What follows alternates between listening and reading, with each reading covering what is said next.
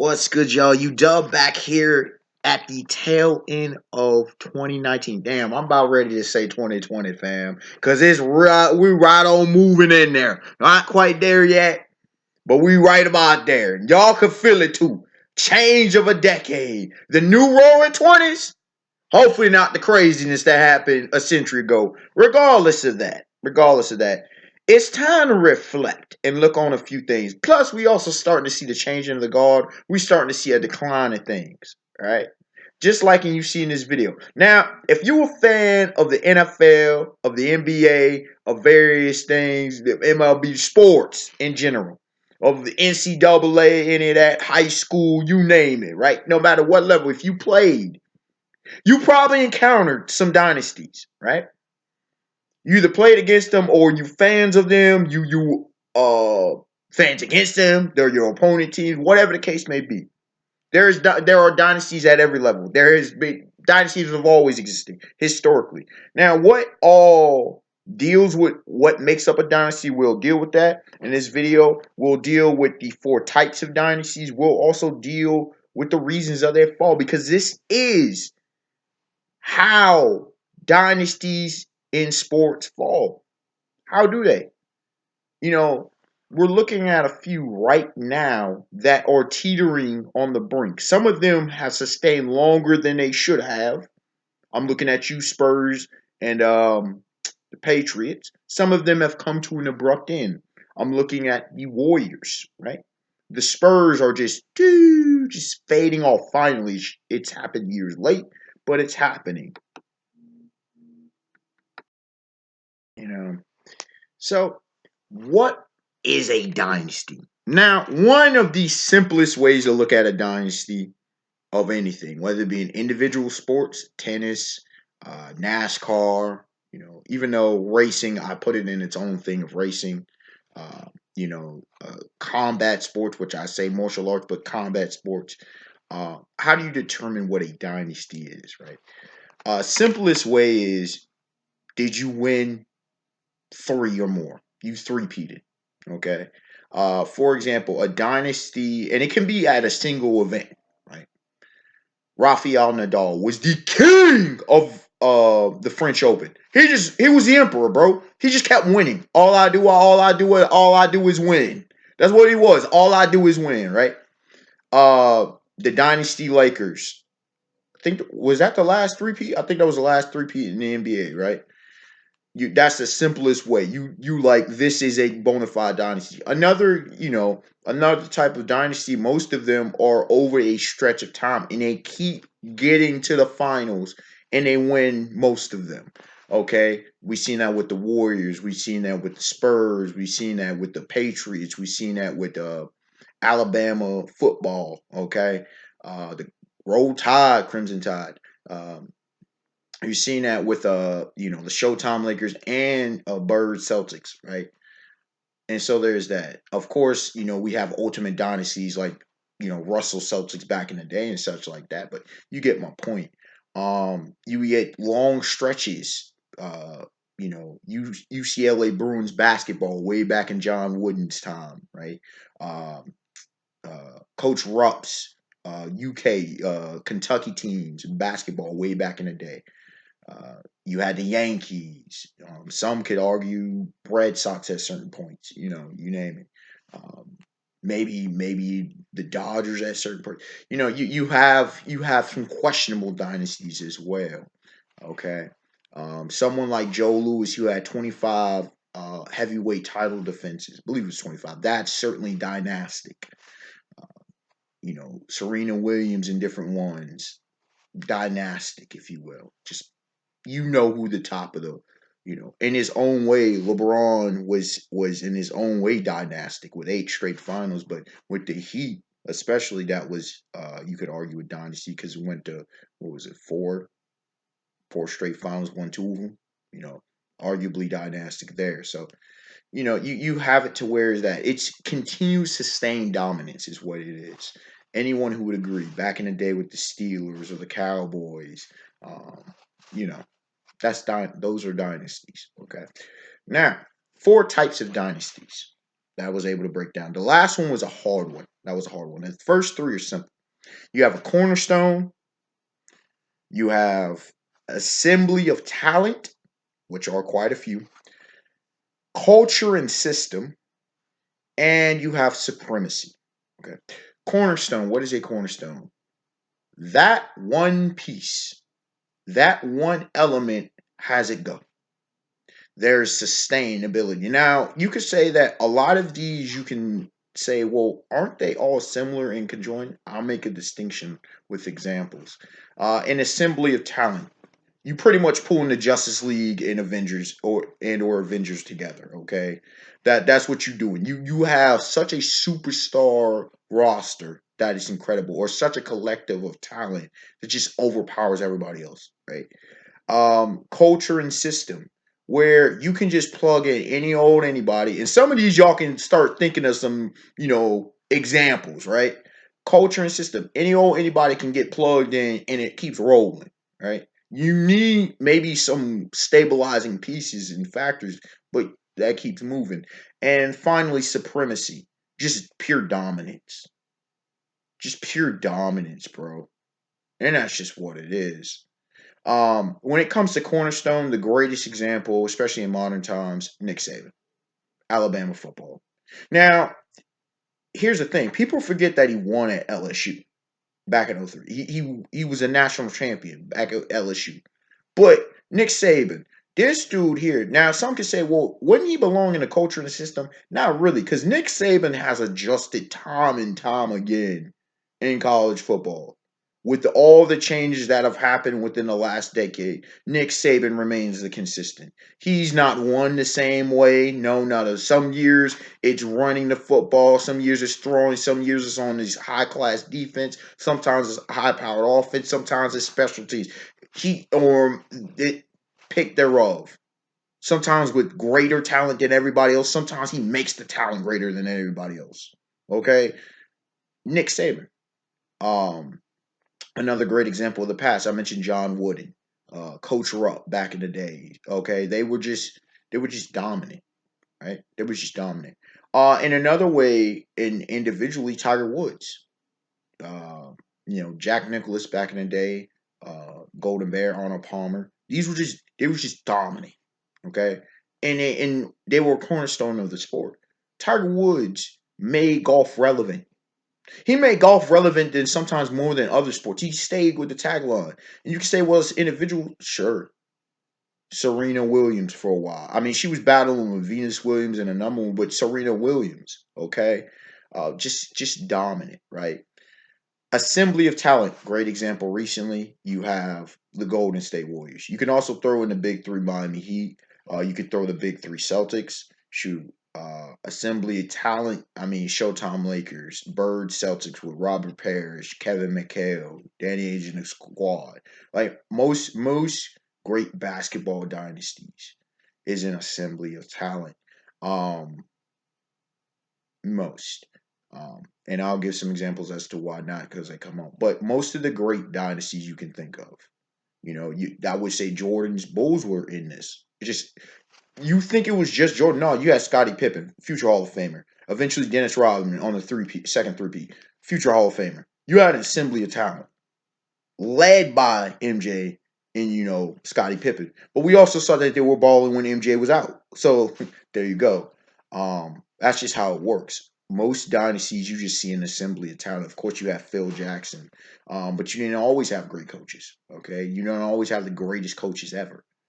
Um, then there next up is the culture and the system. Of course, the New England Patriots with Bill Belichick. You can say Tom Brady, but really Bill Belichick. I mean, time and time again, how many times has he taken from very talented to unnamed players, and they just keep being there and they just keep winning, or in contention of winning?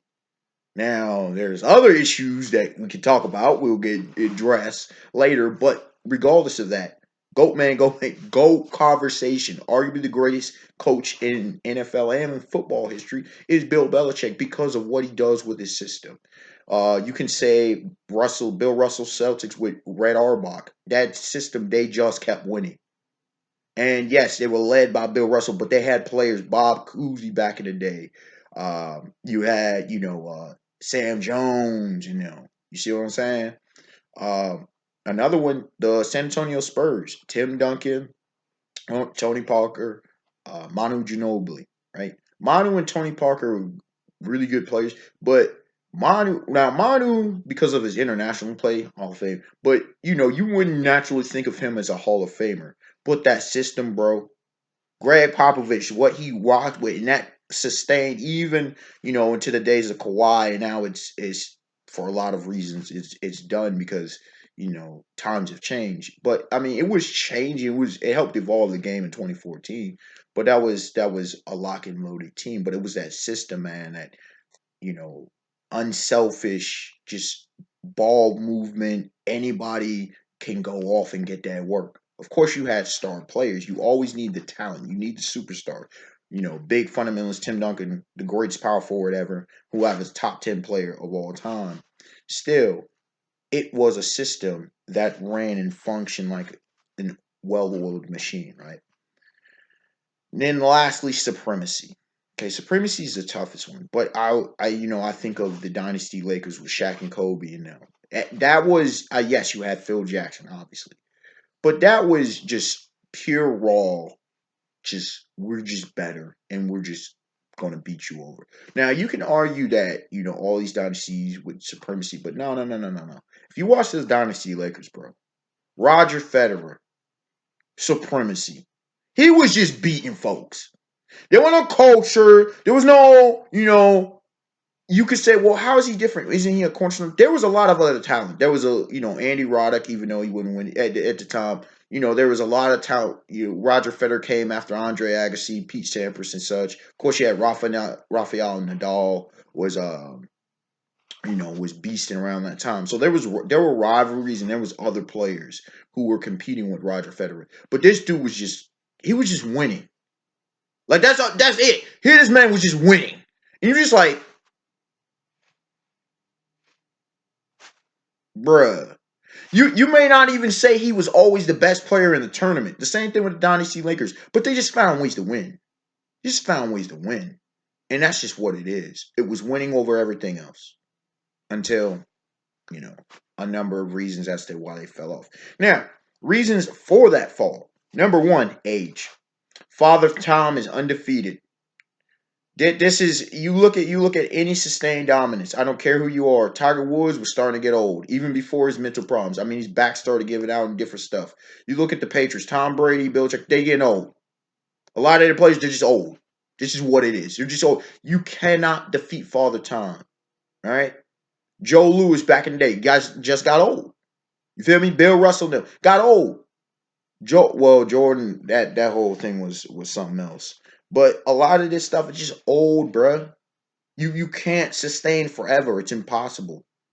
Tim Duncan just got old. Couldn't last forever. Wasn't immortal. That's just what happens. You know what I'm saying? Next up, injury.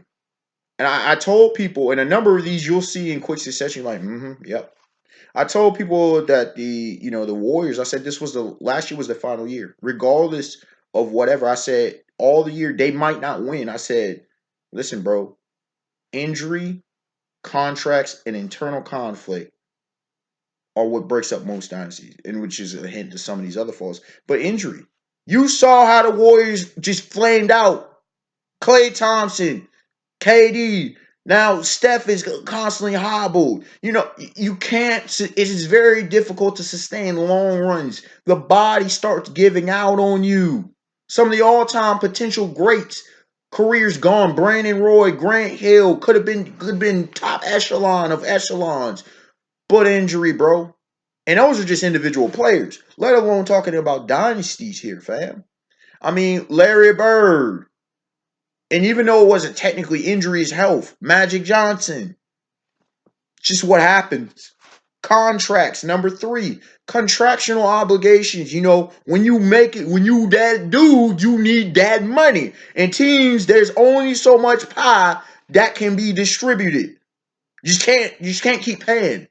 And just paying terrible contracts. If we're talking about Major League Baseball, for example, how is their A-Rod's contract trash?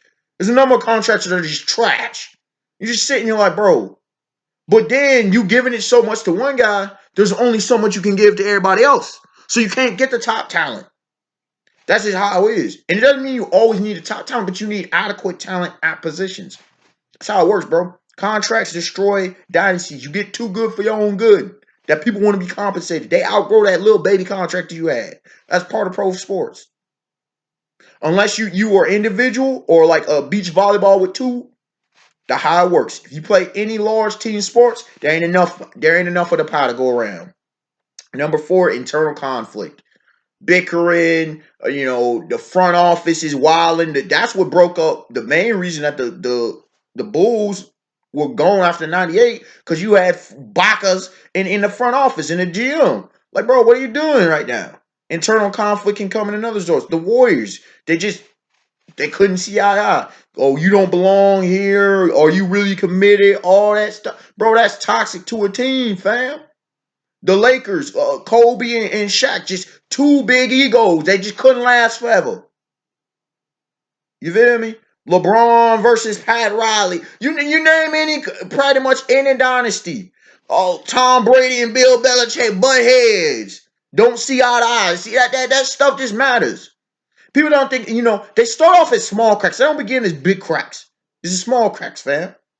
Oh, it's not the New England keep winning. In spite of, but it ain't always gonna last. It's like a marriage that there's constant fights, right? Eventually, that's why you have these different sports analysts and commentators be making these divorce analogies, because it's true. It's a marriage. A long marriage and a loveless marriage. Eventually, you want that divorce. Or divorce is forced by one of the parties. That's just how this works. Or one it's just like, I'm out, bro. I'm done. I'm done. Right? Then number 5, we have others catch up talent wise. That's what we dealing with when it comes to Nick Saban's Alabama football. Clemson's called up. The Ohio State Buckeyes been around. You feel me? Then there's plenty of other teams around the nation. Recruits are like, bro, I can go anywhere. We're not just going to the big names. We're not just going there. Plus, you have a lot of talent going to D2 and D3 schools because they're like, yo, guaranteed rides and I get PT. There's a lot of great D2 and D3 schools. Don't get it twisted. So everybody equalizing the talent. It makes it hard to remain a dynasty. Look what happened with Coach K, Mike Krzyzewski, right? And Duke basketball. See what happened? Everybody catch up. Kentucky basketball gets this talent, but not everybody got talent, bro. That's just how it works. Coming in number 6, become outdated Spurs. They helped evolve the game, but they became outdated. They became outdated, bro. And the league now plays different and it's bypassed them. LaMarcus Aldridge was my dude, but DeMar DeRozan, you can no longer just build a team and just fit in the system. Bro, you need more than that. And plenty of teams that are just upstarts or that boom, boom, boom. I mean, the new era started with the Warriors, and they just showed everybody. And then you see that the Raptors just won the championship. Why? Because you don't need all these years to build this coach. You just need the right collection of talent and chemistry with young and veteran players who are devoted to one goal, and one goal is winning a championship. Pure and simple. All that outdated thinking, no, bro. Look at the Lakers right now. People are saying the Clippers. Two teams that pretty much just got put together. Houston Rockets. You got some pieces there, but Russell Westbrook just joined and boom, look at that. Look at the Miami Heat. Pretty much just put together. That's a new era. That's just how it works. You don't need to build and build and build anymore. You just need to put the right team and pieces together. That's just how it goes. So, the game is constantly changing. It's still basketball is basketball, football is football, golf is golf, tennis is tennis. You still think you can play the same style, or you can think you can just box the same style. Floyd Money Mayweather Jr. was dominant and dynastic for so long. Why? Because he was always adapting his game, his fighting style, his intellect, his martial arts.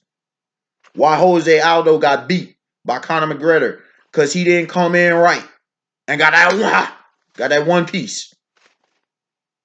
History speaks for itself. Roger Federer could no longer just dominate by sheer, people were no longer scared. Serena, people stop being scared of her. That's just how it works. You get youngins coming in the game, they know no fear, bro. They know that they're not used to all this losing.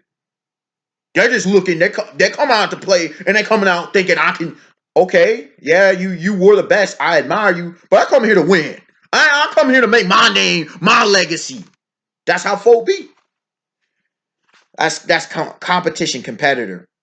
Number 7, can't attract talent. How many times are we seeing dynasties go through this? They fall off teams, franchise, organizations. They no longer can just attract talent, or they had talent for so long that it's very difficult to attract it. And now you gotta find it. It's hard to find talent. The Lakers got put back to where they are because LeBron and AD wanted to come to LA. Then other players wanted to come there. Look what happened in Cleveland. LeBron and brought along players. They had Kyrie, yeah, but he wasn't winning. LeBron helped get vets and stuff to come. Then look at what happened. Look at Cleveland. Trash now looking, ain't it? Exactly. It's not hard. Look at New York. One of the reasons New York is booty, opposite of a dynasty. Been the worst pro-American sports team for 2 decades. Been saying that for years. And it's proven facts. James Dolan, chairman. Why? Can't attract talent. No one wants to come to play for your ass. Pure and simple. You can't think of the luck of the lottery and of the draft. That's not how you build. Now, you say, well, Philly did it right, though, through the draft. New York's not doing it right through the draft. It's a mess, bro. It's a mess. But Philly also attracted talent. They were able to trade and attract talent. We're able to maintain talent. See what I'm saying? That's the difference. Last but certainly not least, cheating or morally questionable. Patriots. Some people may say things like SMU, talking about football, collegiate football. Was a NC State under what? Oh, he died. Shoot, forget. But there's plenty of the Yankees in the past. People question about the Astros right now. Okay, big scandals come out. Cheating and morally questionable. You try to stay on top for so long. You used to song Push It to the Limit, featured in Scarface, the OST. Love that song. You reach the top, but still you got to learn how to keep it. People won't, they love success becomes a drug, bro. That shit is more addictive than any narcotic. It's just like people it's like, no, they got so much money. How the hell you think they got that money that as far as in wealth? I ain't talking about just they got rich. They are wealthy. Jeff Bezos. Whoa, Bezos got 100. He don't care, he want more. You can say greed all you want to, but listen, bro, it's that ambitious to keep winning. Donald Trump, keep winning. All I do is win. That is addictive, especially if you come from hard times. And you get that sense of that taste, boy. You got that taste of glory and champagne. Some said it like, I'm good, I made it. Other people like, nah, Michael Jordan, bro, all we do is win. LeBron James, I want to win. We ain't good enough. I want to win. I want to win. And it puts pressure. But some, instead of being integrity, having integrity and character and continue with that, they got to take any shortcut they can. That brings the fall of dynasties, bro. Because either there's the hammer's going to come down on your ass. Lance Armstrong got caught for, even though so many others were doing it, regardless of that, Lance Armstrong, hammer's going to, you got to eventually pay the piper. If you're doing questionable, you're going to pay the piper. And that's just what it is, fam. Unexpected Wonder, like, comment, subscribe. Tell me your thoughts. I didn't expect this video to go this long, but I'm not surprised. If you want me to do any more of these types of videos, please let me know with any requests and whatnot, and we'll try to get that forward to you. All right, y'all. Have a beautiful day, beautiful night. Peace. And, yeah, stay safe out here, y'all. And stay warm.